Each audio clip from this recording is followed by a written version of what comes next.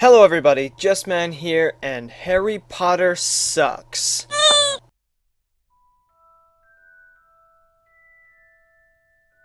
Now seriously, I don't actually believe that Harry Potter sucks at all.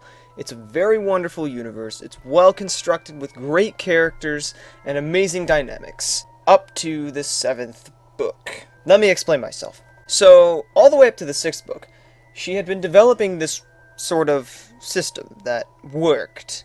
And I'm not talking just about character dynamics, I'm talking about like actual world dynamics, such as how the magic works and stuff. Let's think back all the way to the beginning, when Harry was just a kid, and he had no wand or anything. If you ticked him off, he would vanish a pane of glass and have you fall into a snake pit.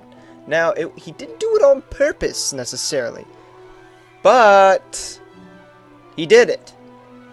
Now, they then, Harry, you're a wizard and all that stuff, and he goes to wizarding school, and when he gets there, they start teaching him how to cast spells using incantations. Now, this is a weird change, because what he just did was a willpower-based spell cast by accident, which is actually used in, like, other kinds of books and stuff for their magic when it's willpower-based, but they're trying to teach them intelligence-based stuff, which is really weird, but they keep playing off the magic like it's willpower based. For instance, just saying Wingardium Leviosa and flicking and switching your wand is nothing, because Neville Longbottom exploded a feather with it. Now, granted, he could have been saying it wrong, but it really didn't sound like he was saying it wrong. In an intelligence-based system, if you do something, something happens. It's like science, but with magic. So it's not actually... Shut up! It also explains a lot of other things, such as the Expelliarmus charm. Expelliarmus! My lips are numb. Harry... That's not what that's supposed to do at all. What the crap? It starts off as a disarming spell, right? So Harry uses it. Pew! Pew! Wand flies out of hand. But then as the series progresses, Harry casts said Expelliarmus charm, which is supposed to disarm the wizard, and then it blows up. Expelliarmus! Now I'm cross-eyed, Harry. How are you doing this? It's a freaking Expelliarmus charm. You're supposed to disarm me. Whatever happened to Portigo? That's what I want to know. I'm not a fanboy. I'm not. I used to be. Shh. And then the 6th book hits. And they explain everything.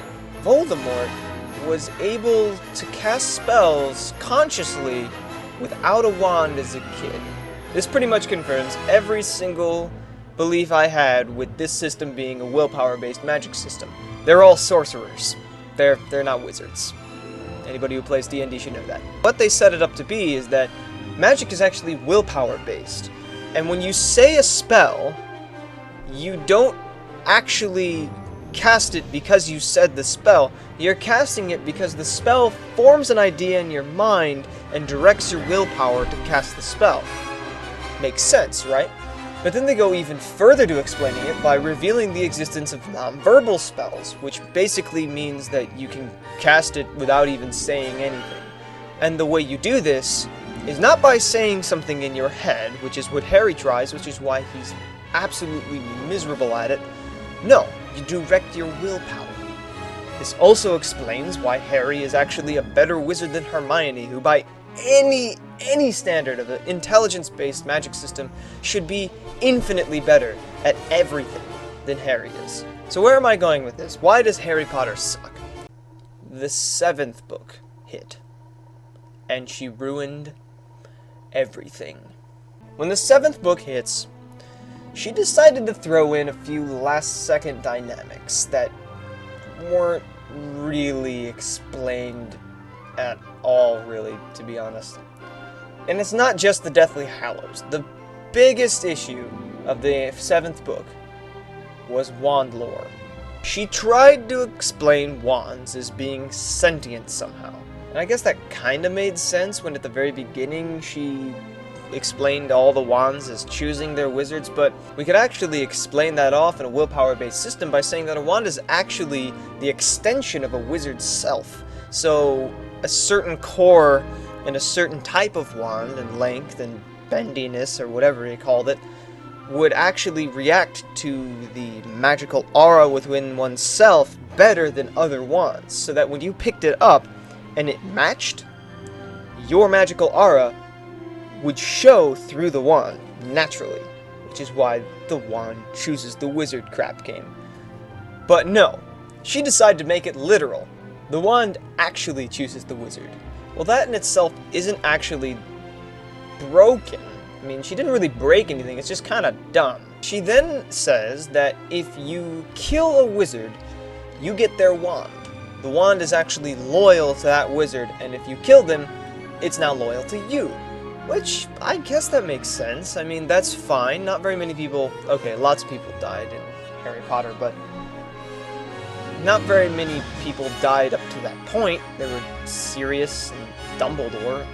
Other than that, not really anyone else. But then, after that, she breaks it. And she breaks it bad.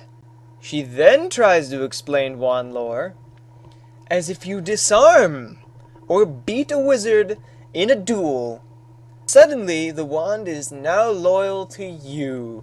Congratulations, J.K. Rowling. You break the entire system in one sentence. Because, you know, Malfoy disarmed Snape, who was then disarmed by Harry, who now owns the Elder Wand because... That doesn't make any sense. How many times in this series have people been disarmed, or cursed, or shot with a magical red blasty thingy? What was it called? I don't even remember. Stupefy. What? Yeah, that one. Seriously. How many times? That's an actual question. People should be walking around like General Grievous, with like their capes and going, "Look at my collection of wands. I've shot so many people with my wand. It's so impressive." Then this happens.